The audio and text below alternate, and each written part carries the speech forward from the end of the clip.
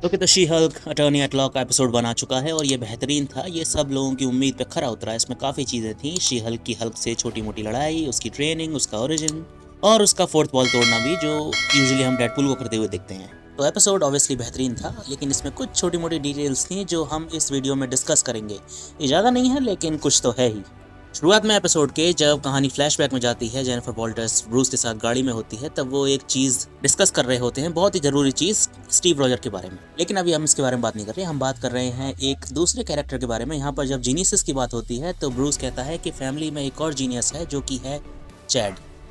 अब इस चैड के बारे में एमसीयू में अभी कोई जानकारी नहीं है, लेकिन अगर जीनियसेस के बीच में इसका जिक्र हो रहा है तो हो सकता है कि आगे ये कहीं पर जाकर इंट्रोड्यूस हो जाए। और अगर मैं हल्क फैमिली के बारे में बात करूं तो हल्क की फैमिली में कोई दूसरा जीनियस है तो वो है अमाडेयस चो, लेकिन अमाडेयस चो हल्क का फैमिली मेम्बर नहीं। तो ये चैड कैरेक्टर जो भी है ये एमसीयू में अभी तो इंट्रोड्यूस नहीं हुआ, लेकिन क्योंकि इसकी बात जीनियस के बारे में हो रही है, मतलब ये जीनियस है, तो हो सकता है, मतलब काफ़ी अच्छी खासी पॉसिबिलिटी है कि शायद आगे इंट्रोड्यूस हो जाए। कब, इस बारे में कह नहीं सकता। और उसके बाद सकारन शिप से इन दोनों का एक्सीडेंट हो जाता है। अब उस सकारन शिप के बारे में मैं लास्ट में बात करूंगा, क्योंकि उससे एक फ्यूचर की पॉसिबिलिटी नज़र आती है जो पॉसिबल तो है और हाईली इम्पॉसिबल भी है कि एमसीयू में हो। आई मीन सच बताऊं तो वो एक्सीडेंट ही अजीब था। आखिर वो शिप आई क्यों थी? एक्सीडेंट करवाने? क्योंकि अगर एक्सीडेंट करवा के ब्रूस को मारना है तो बहुत ही बेकार अटेम्प्ट है, और अगर कॉन्टैक्ट इस्टेब्लिश करना है, कोई मैसेज देना है, तो फिर एक्सीडेंट के बाद भाग जाना भी बहुत ही बेकार डिसीजन। खैर एनीवे, आगे बढ़ते हैं। तो नेक्स्ट सीन में तुम देखो तो जेनिफर जब सो के उठती है ब्रूस के हैप्पी प्लेस में, जो टोनी ने उन दोनों ने मिलकर बनाया था। तो यहाँ पर तुम देखो तो जेनिफर आयरन मैन के एक हेलमेट को देखती है जिसका कलर है गोल्डन और ब्लैक। अब गोल्डन और ब्लैक कलर का हेलमेट टोनी ने एमसीयू में कहीं पर भी नहीं पहना, और एटलीस्ट मुझे तो नहीं याद। तो फिर ये कौन सा हेलमेट है? अब अगर कॉमिक्सों के हिसाब से चलें तो फिर ये है मार्क 42 का मॉडल 2, और तुम इसे देखो तो फिर ये डैमेज है। अब ऐसी कौन सी फाइट थी जिसमें टोनी ने सूट यूज़ किए लेकिन पहने नहीं? तो हम वापस पहुंच जाते हैं आयरन मैन 3 पर, जब उस नकली मैंडर से लड़ने के लिए टोनी ने अपने सारे सूट यूज़ किए थे। तो हो सकता है ये उन सूट में से कोई एक सूट हो, टोनी ने बाद में ब्रूस को दे दिया एज अ गिफ्ट, या फिर किसी और वजह से। पर यहाँ पर तो ये सिर्फ डेकोरेशन के अलावा कुछ लग नहीं रहा। लेकिन इस पॉसिबिलिटी में भी एक छेद है, वो ये है कि अगर तुम कॉमिक्सों के हिसाब से चलो तो ये सूट बना हुआ है स्मार्ट मेटल से, जो पानी की तरह किसी भी ब्रीफ केस में सेट हो जाती है और फिर शरीर पर चिपक जाती है। ना हो सकता है एमसीयू में ये golden black armour smart metal से ना बना हो, लेकिन अगर ये स्मार्ट मेटल से बना हुआ है तो फिर डेफिनेटली टोनी ने इसे इन्फिनिटी वॉर के दौरान जो नैनोटेक का सूट बनाया था उसी टाइम पे बनाया है, क्योंकि वेल स्मार्ट मेटल और नैनोटेक काफ़ी मिलती जुलती चीज़ है। तो हो सकता है ये एक एक्सपेरिमेंटल सूट हो नैनोटेक पर पहुंचने से पहले का, या फिर ये नैनोटेक वाले सूट का सक्सेसर भी हो सकता है।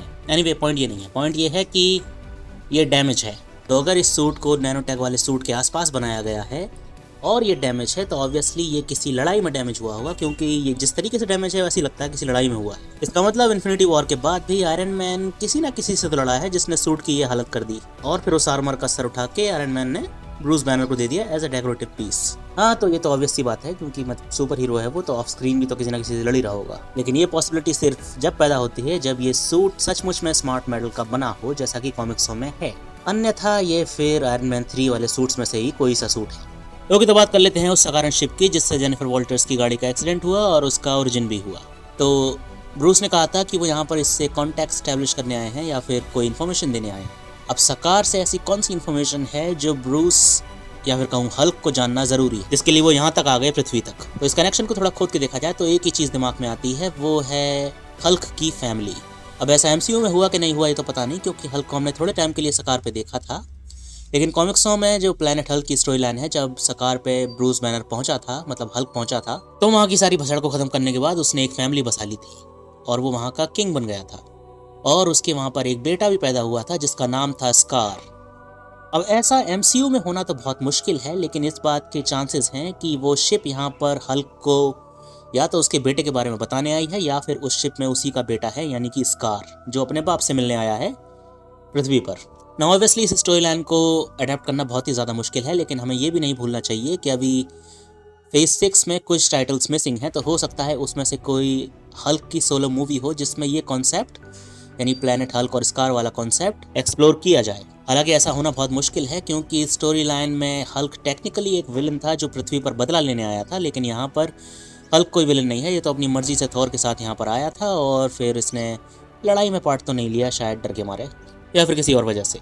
लेकिन फिर भी पॉसिबिलिटी ख़त्म तो होती नहीं है, तो अगर इसे बेहतरीन नज़रिए से देखा जाए तो हाँ, हो सकता है MCU में अब एंट्री होने वाली है हल्क के बेटे स्कार की, जो हो सकता है उस शिप में हो जिससे जेनिफर वॉल्टर्स की गाड़ी का एक्सीडेंट हुआ, या फिर वो शिप यहाँ पर ये बताने आई हो कि तुम्हारा एक लौंडा भी है उस प्लेनेट पर जिससे जाके तुम्हें मिलना चाहिए। अब मैं उम्मीद कर रहा हूँ कि ये पॉसिबिलिटी ट्रू हो, क्योंकि अगर ऐसा होता है तो हमें हल्क की एक सोलो मूवी देखने को मिल सकती है, लेकिन ऐसा होना बहुत ज़्यादा मुश्किल है, इसलिए मैं अपनी उम्मीदें ज़्यादा बढ़ाकर रखूँगा नहीं। इस बात के पूरे चांसेस हैं कि वो शिप यहाँ पर कोई दूसरा ही मैसेज देने आई हो, उसका बेटे, फैमिली या फिर किसी और ऐसी चीज़ से लेने देना हो ही ना। खैर एनीवे, जो भी होगा उम्मीद करते हैं कि इस शो में ही पता चल जाए और हमारी उम्मीदों पे पानी ना फिरे और ये स्कार की डिटेल निकले, मतलब स्कार के बारे में हो, यानी कि हल्क का बेटा। तो ये फ्यूचर पॉसिबिलिटी हल्क के लिए बेहतरीन है, लेकिन पूरी तरीके से पॉसिबल नहीं है। हाँ, मतलब शिप के बाद इसके पॉसिबल होने के चांसेस 60% हैं, लेकिन 40% अब भी चांसेस हैं कि वो कुछ और ही मैसेज देने आई है। ओके देन, तो फिर ये थी इस शो के बारे में कुछ डिटेल्स जो मैंने नोटिस करी। ऑब्वियसली ये सारी तो नहीं थी, और भी डिटेल्स होंगी जो मैंने मिस कर दी। अब उन मिसिंग डिटेल्स में से अगर कोई बहुत ज़्यादा इंपॉर्टेंट होगी तो मैं आगे उस पर वीडियो बना दूंगा। और एक और बात जो हमें बेहतरीन तरीके से इस शो में पता चली इसके क्रेडिट सीन में, वो ये थी कि स्टीव रॉजर वर्जिन नहीं है, जो कि बहुत इंपॉर्टेंट चीज़ थी जानना, क्योंकि सबके जबान पर यही सवाल था बहुत टाइम से। तो चलो सही है, इस बात से भी पर्दा उठ गया।